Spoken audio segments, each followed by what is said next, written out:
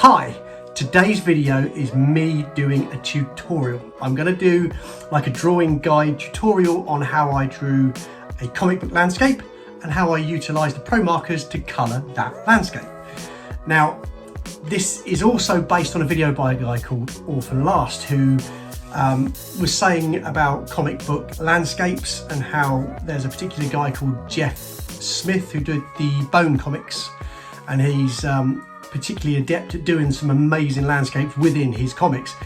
And he was saying, Orphanlast was saying, that it's basically this format of doing overlapping arches. So you can draw 2 or 3 arches and then 2 or 3 behind them and 2 or 3 behind them again. And it gives you this depth of field, it gives you some layering, and it gives you a real sense of perspective within a drawing. So I thought I'd apply that to this drawing and utilize the same methods that were in his video to see if I could recreate something like that. And I thought I might use the Promarkers just to color it and show you guys what I chose, why I chose it. So it's not a tutorial in the true sense of the word, but it'll give you a guide of what I did, how I drew it, general chit chat from me, interspersed with a bit of time lapse. So I hope you find it useful, and I'll see you guys just after. Okay, so I'm going to be using a A5 Winsor Newton pad for this one.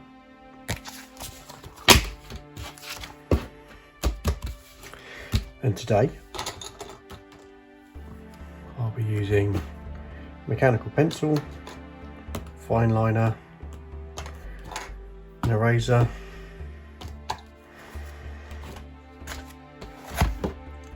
some Newton Winsor Promarkers, or Winsor Newton,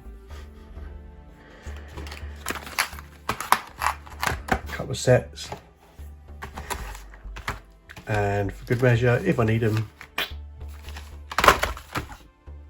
Copics, you know, just to give everything I've got, because these are good fun to use. So I will leave the commentary for now, but I hope you like the process and you see what I do.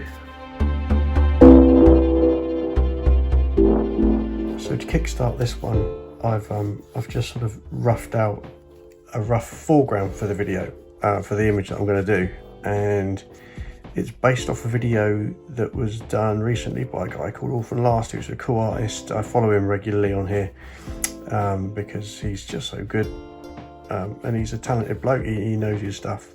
Now, he states in there that you can do these overlying arcs, much like Jeff Smith, who does the Bone comics.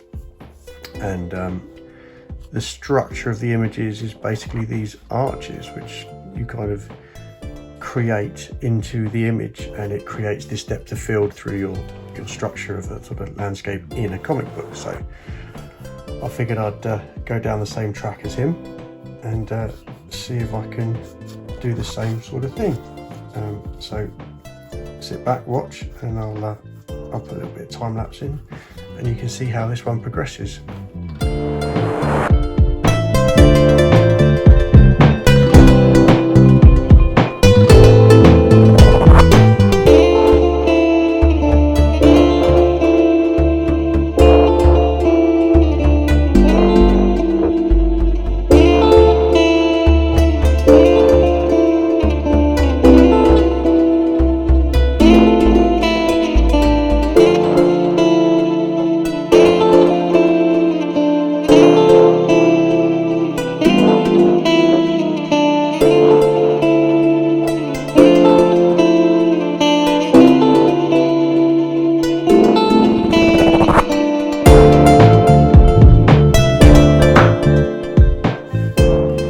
So I've got the basic kind of sort of structure of the valley that I'm deciding to draw. There's so much that you could sort of go on for hours just adding these tiny little bits of detail, but I'm going to jump in with the fine lining, and it'll begin to take some proper shape then, but I'm going to just sort of add little bits and pieces as I go. I wanted to do these mountains quite high in the back. As I say, this is all based off of inspiration from Jeff Smith stuff and the video that Orphanlast did. So if you get a moment to have a look at Jeff Smith's stuff or subscribe to Orphanlast, he's seriously worth your time. But I shall continue on and see what I can do.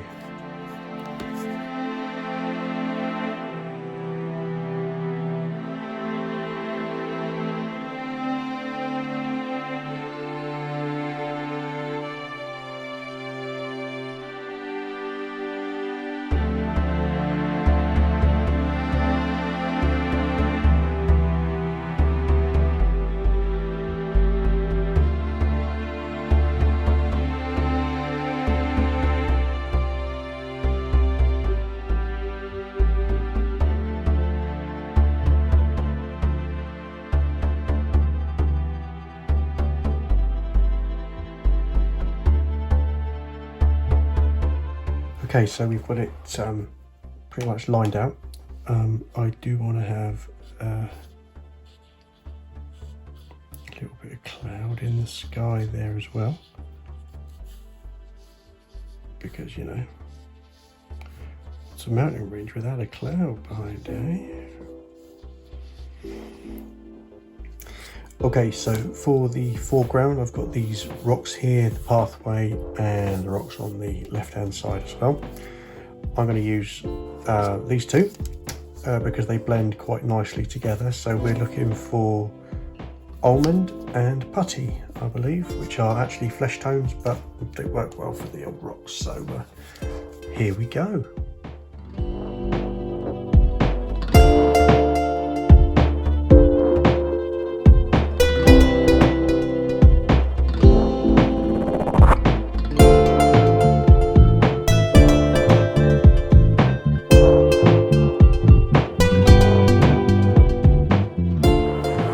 So I've discovered, obviously through using the Promarkers a little bit more than I have now, I've had a little bit more practice with them, and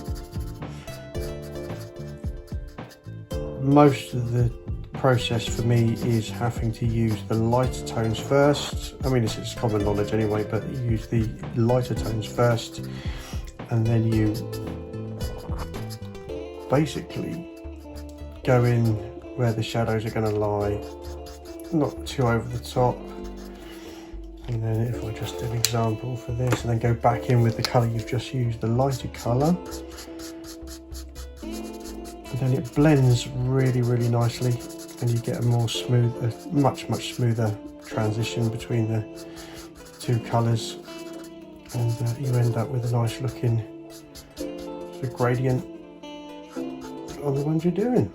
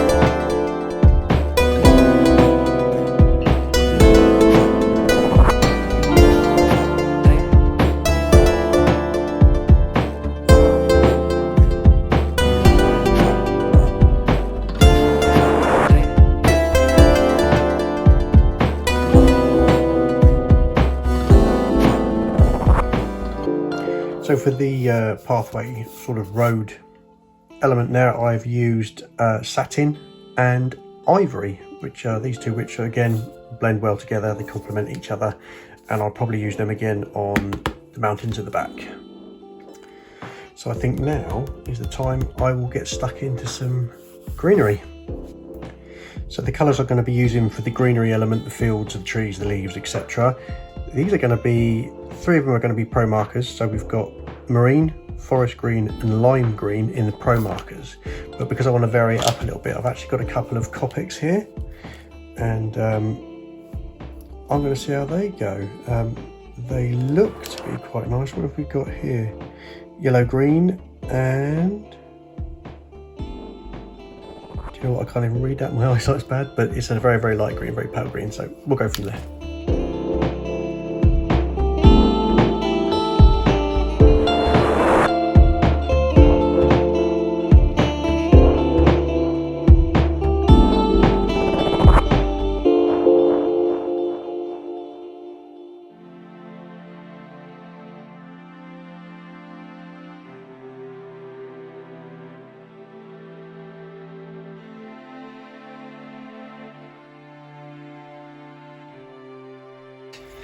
So you can see the practice of coming together, of doing the lightest colour first, obviously, and then going to the darker one and then blending it in, and then going back to an even darker one to get those tones correct right the way through. And it's working rather well.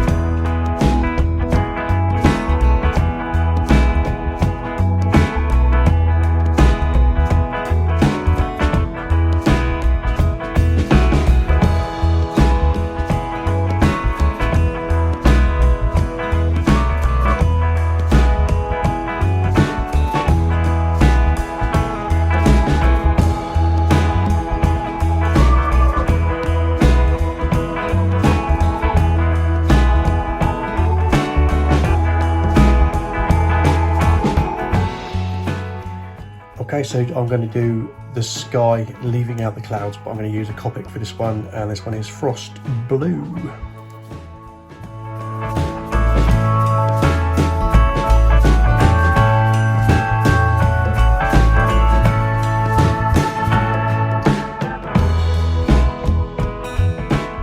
So the next step for me would be, I'm just going to do the underside of the clouds. I'm going to use ivory just to sort of highlight just underneath them, just a fraction. And I'm going to use the blending pen to just sort of lighten up a little bit.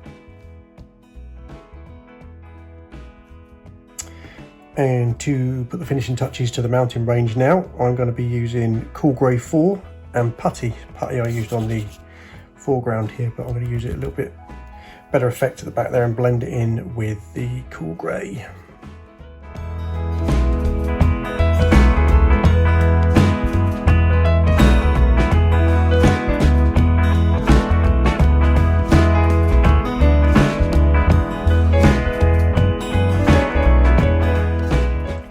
Okay, so to finish up, what I'm going to do is I'm going to go over some elements of it that just need a little bit more detail in. So some of the fields, I'm going to put some little, you're going to use my fine liner and just do some little texture marks in there, and I'm going to use some of the darker colours just to sort of pick it out a little bit. But other than that, it's almost a finished piece.